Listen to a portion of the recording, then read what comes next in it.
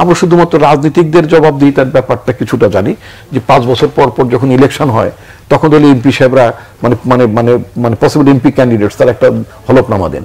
সেটা কিন্তু 5 বছরে কখনই আপনার এটাকে পর্যালোচনা করা হয় না যে যিনি ধার দেনা করে, যেমন আমি যদি বিগত মানে আইটি প্রতিমন্ত্রী ছিলেন জুনায়েদ হোসেন পলক বা কি পলক ইত্যাদি, তিনি ধার করে দেনা করে তারপরে আপনার কি বলে এটাকে দানের টাকা নিয়ে তিনি ইলেকশন করেছেন। উইদিন 5 ইয়ার্স এর পরের বছর হলফনামা দেখেন তিনি 100 কোটি টাকার মালিক হয়ে গেলেন। অর্থাৎ এটার মধ্যে কোনো জবাব দিতে ছিলেন। তারপরের বছর তিনি আরো ফুলে ফেপে উঠলেন। তার স্ত্রী টিউশনি করতেন একটা প্রাইভেট কিন্ডারগার্টেন স্কুল লাইক এরকম জায়গায়, সেখানে তার স্ত্রী শত শত কোটি টাকার মালিক হয়ে গেলেন। এটা কোনো পর্যালোচনা ছিল না।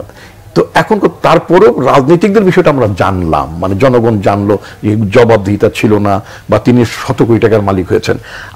আমাদের রাষ্ট্রে পুলিশের দারোগা 27টা বাড়ির মালিক হয়, শত শত কোটি টাকার মালিক হয়।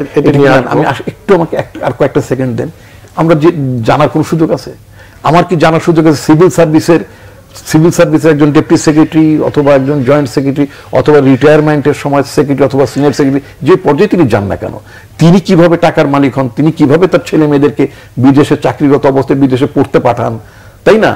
এগুলো কি কখনো আমরা জানি? আমরা কি কখনো দেখেছি তাদের ছেলে মেয়েদের যে বিবাহ উৎসবে বড় বড় রাজকীয় জায়গাতে বিবাহ উৎসব হয়, মানে বিয়ের অনুষ্ঠান হয়, সেখানে কি তারা তাদের মানে ইন্ডিয়ার যে রিটার্ন ফাইল দিতে, কটা কর্মকর্তাকে আপনি দেখেছেন, কটা লোককে দেখেছেন যে তাদের ছেলে মেয়েদের বিয়ের খরচ কিছু তো হয়, সেটা কি তারা উল্লেখ করেছেন? কখনো করেননি। তারা যে হজে যান সেইটাকে উল্লেখ করেছেন যে হজে যাওয়ার পেছনে আমার এত টাকা ব্যয় হয়েছে, বলেন না।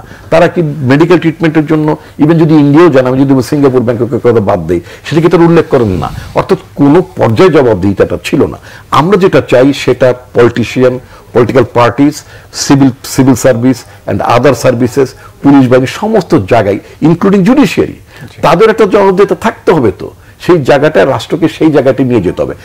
এটাকে যেটা মানে আমরা বলেছি রিফর্ম, আমাদের দলের তরফ থেকে বিভিন্ন পর্যায়ে আমরা একবার 10 দফা দিয়েছি। আমাদের পার্টির চেয়ারপারসন বেগম খালেদা ভিশন 2030 বলেছেন। ফাইনালি আমরা এটাকে সবকিছু সামারাইজ করে আমরা 31 দফা মানে আপনার রাষ্ট্র মেরামতের জন্য 31 দফার কথা বলেছি। আমাদের ছেলে মেয়েরা রাষ্ট্র সংস্কারের কথা বলছেন, তাই না?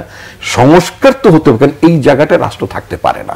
মানে গণহত্যা বলেন, লুটপাট বলেন, টাকা পাচার বলেন, হোয়াট এভার, মানবাধিকার লঙ্ঘন, সবকিছু মিলিয়ে যদি বলি, এমনি একটি পরিস্থিতি থেকে তো মানুষের আকাঙ্ক্ষা হচ্ছে ওই অন্ধকার জায়গায় ফেরত না যাওয়া, একটা নতুন প্রভাতের সূচনা করা। এই তো বিষয়টা।